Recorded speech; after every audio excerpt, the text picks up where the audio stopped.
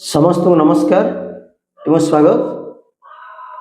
बंधुगण, आज हूँ जातीय युव दिवस जहाँकि समग्र भारत वर्ष यह आज पालन करा जाइछि। तो जातीय युव दिवस जो नेशनल यूथ डे यह मध्य विवेकानंद जन्म जयंती। तो विवेकानंद जन्म जयंती दिवस पालन करने सहित एक जातीय युव दिवस रूपे आज समग्र भारत वर्ष पालन करा जाउछि। बंधुगण, युव दिवस से महान व्यक्ति विवेकानंद जन्मतिथि को मन रखापी एवं युव शक्ति मध्य एक नव चिंताधारा क्रियाशील करने यही दिवस को जातीय युव दिवस भाव 1984 ठारू भारत में आरंभ करा। बंधुगण, आज दिवस उपलक्षे किछि बा दिवस संबंध में युवक मान को परामर्श दिया पूर्व आम एक संक्षिप्त आलोचना करवा से महापुरुष से महानायक बा से महान व्यक्ति संपर्क में ये हूँ स्वामी विवेकानंद। फ्रेंड्स, जहाँकि आम जाचे स्वामी विवेकानंद जड़े महान सन्यासी थिले, जड़े समाज संस्कारक थिले और ता सहित युव शक्ति को प्रेरणाकारी उत्स भाव आम विवेकानंद को मन रखि था। से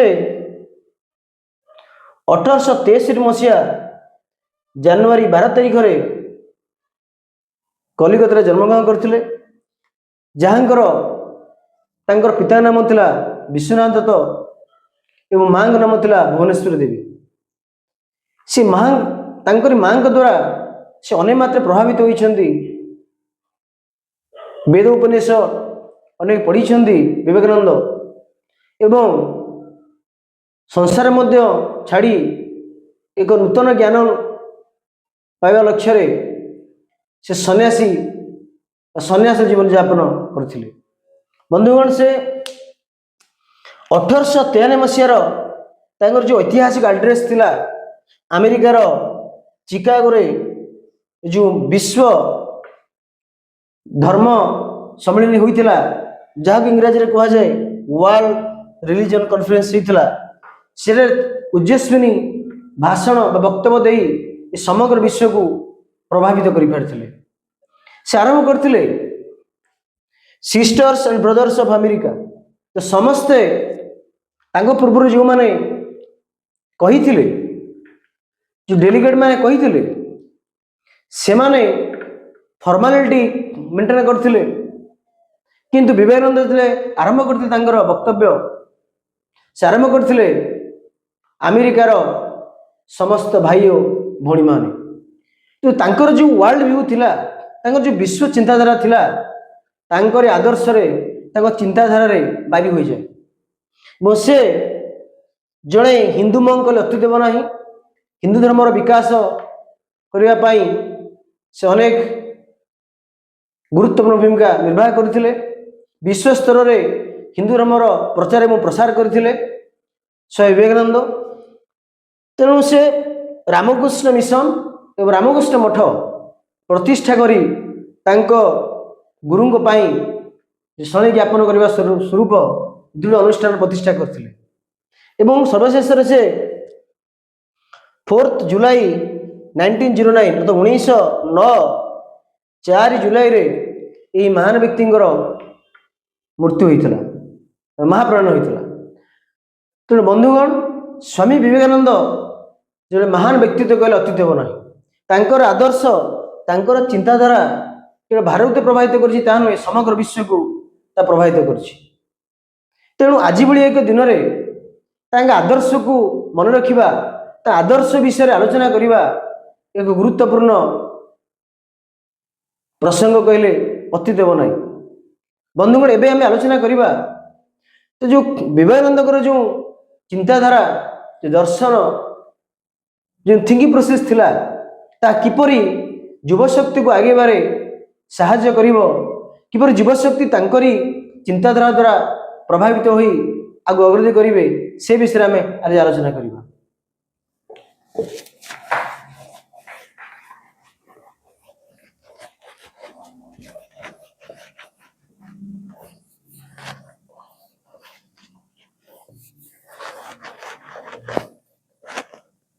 जहाँ में जानिछे भारत आज एक युवशक्तिर देश।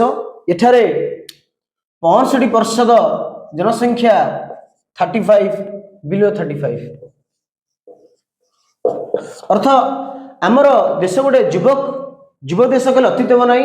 एठारे 35 वर्ष रु कम बयस व्यक्ति संख्या होची समग्र जनसंख्यार 65%। तो जना पड़ुची भारत एक निश्चित भाव में एक आगु बढ़िबार स्वप्न रखी। जेहेतु एक युव देश शक्ति सामर्थ्य रही आगु बढ़िया। तो बंधुगण एठारे आम आलोचना करिबा गोटे युवक किपरि देशर प्रगति रे देशर विकास रे से भूमिका निर्वाह करने सहित सामाजिक चिंताधारा एवं तांकर जो कर्तव्य रही से विषय में आज आलोचना करिबा। बंधुगण जहाँ में कहले वर्तमान समय भारत समग्र जनसंख्या अच्छी जहाँकि विश्व एक प्रथम स्थान अधिकार कर जनसंख्या रे। तो से समग्र जनसंख्या भारतर 65% होती 35 वर्ष कम व्यक्ति विशेष। तो जना पड़ुची तो भारत अनेक परिमाण रे अनेक संख्यार युवशक्ति मान रही। तो युवशक्ति यदि सठिक भाव में से कार्यनिर्वाह करेंगे, सठिक भाव में चिंताधारा माध्यम आगू जीवे, निश्चित भाव भारत विश्वगुरु भाव में परिणत हो पार। तो बंधुगण आज युवशक्ति जो सामर्थ्य रही ताकू से गुरुत्व दे दायित्वर सहित निज परिसर में कार्य संपादन करेंगे निश्चित भाव में आम देश आगू जीव। आम जाचे आमर युवशक्ति माने और यंगस्टर माने अनेक किसी नुआ नुआ उद्भावन करुँच, नुआ नुआ जिनस आविष्कार करुँच समग्र विश्व में छाप सृष्टि कर नेतृत्व और चिंताधारा और सामर्थ्यता को लेकर। तो भारत एक युवकर देश जोठारे कि युवक माने जो मैंने अनेक किसी उत्कंठा उद्दीपना रही नुआ किसी कार्य करने जाचे। भारत में अनेक यंग अच्छा जो मानकर आर्थिक परिस्थिति एत भल ना तथापि से चेष्टा कर संघर्ष कर लक्ष्य तले पहुंचापी। तो युवशक्ति को परामर्श से केबे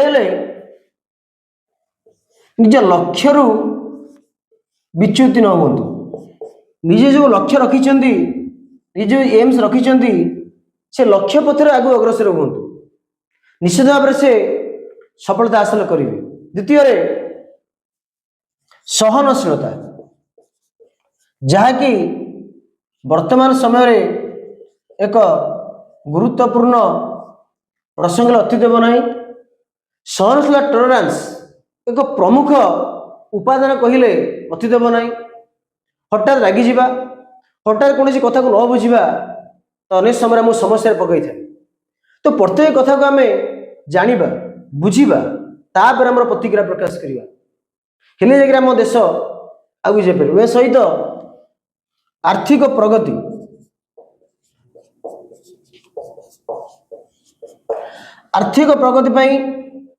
जो फाइनेंशियल डेवलपमेंट इकोनॉमिक डेवलपमेंट युवशक्तिर निहाती भूमिका रही, अनेक भूमिका रही, अशेष सामर्थ्य रही भितर एक क्रिएटिविटी थिंकिंग युवशक्ति भितर थाए। किसी नुआ कार्य करी किसी आगू जीवी किसी परिवर्तन नहीं आगू जीवी निज परिवार विकास सहित समाज विकास एवं देशर विकास रे युवशक्तिर भूमिका अनेक रही।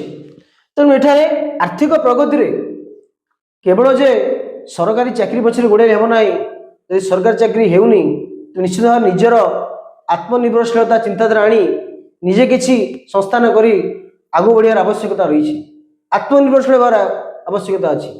हेले जाकरी से निश्चित भाव में आगे पार से निजे निजे रोजगार करने सहित अन्य मानक रोजगार प्रदान कर जहाद्वारा देशर आर्थिक विकास रे यह सहयोग हो पार। यापर हूँ जिद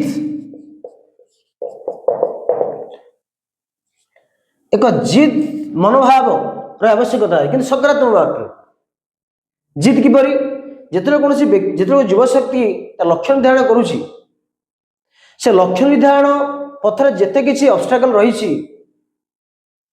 से सम्मुखीन होई गंतव्य स्थल पहुंचबार अच्छी जिद नहीं बस मुझे लक्ष्य स्थल पहुंची निश्चित भाव में गंतव्य स्थल पहुंची तो यह आख्या रखी से जीवार आवश्यकता अच्छी जहाद्वारा निश्चित भाव में सफल हो पार।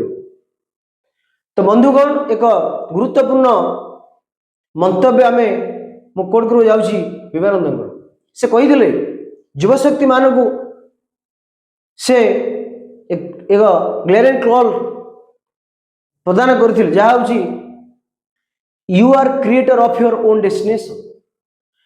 तेणु प्रत्येक व्यक्ति विशेषकर युवशक्ति निज भाग्यर निजे नियंता निज भाग्य से निजे गढ़। तेणु आम गुरुत्वपूर्ण समय आम नष्ट न करी आम किपरि भाव में आम आम समय को सदुपयोग करी आगू बढ़िबा जेपरि छात्रावस्था आम प्रमुख दायित्व हूँ भल पढ़ा भल पुस्तक अध्ययन करवा आमर परिसर पाठ अध्ययन जदि आम शिक्षा भल भाव अध्ययन कर भविष्य निश्चित भाव में आमर कार्य सफल हम आम निर्धारण कर लक्ष्य तले आम पहुँचा।